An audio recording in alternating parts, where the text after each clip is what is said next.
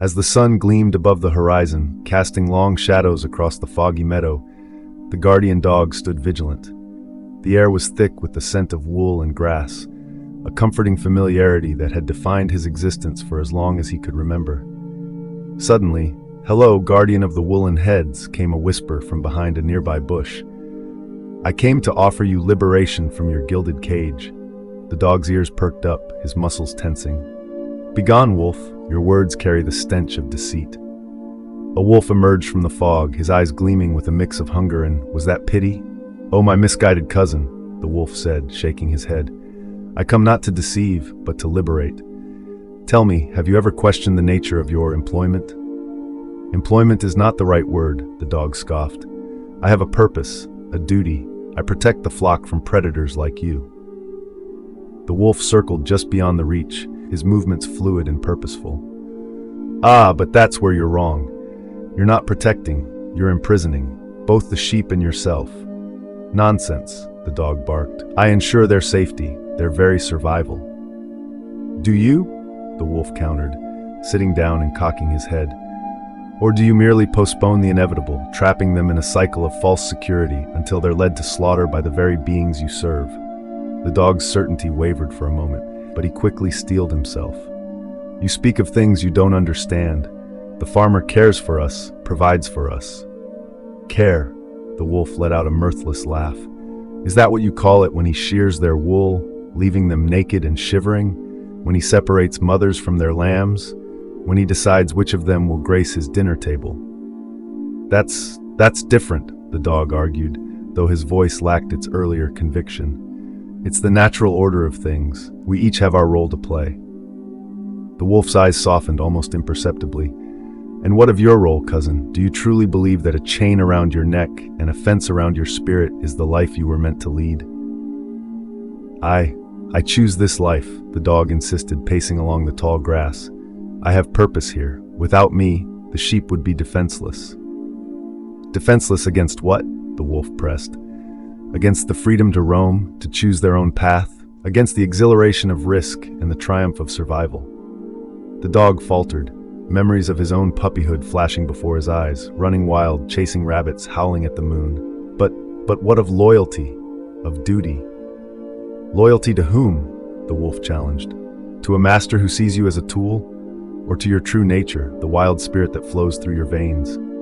"You don't understand," the dog growled, but it sounded weak even to his own ears. "Without us, without order, there would be chaos. The weak would perish." The wolf's voice took on a passionate intensity. "And in this ordered world of yours, do the weak truly thrive? Or do they simply exist, wandering from one patch of grass to another, never knowing the joy of scaling a mountain or the pride of outsmarting a predator?" The dog felt something shift within him, a restlessness he'd long suppressed bubbling to the surface. "But if I were to leave, what would become of them? Of me?" "Very good questions, my friend," the wolf said, his tone gentler now. "It seems we've reached the heart of our main problem. You fear the unknown, the untamed wilderness of possibility.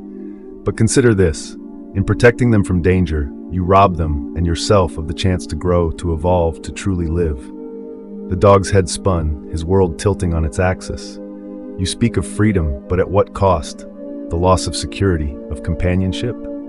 "Is it truly companionship when it's built on dependency and fear?" the wolf countered. "Come, join me beyond these fences. Taste real freedom, hunt with me under the stars. Let the sheep find their own way, as nature intended." The dog stood frozen, torn between everything he'd ever known and the primal call of the wild that the wolf had awakened within him.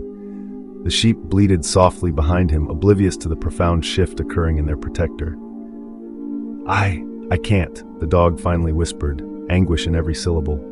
"This is all I know, and the sheep, they need me."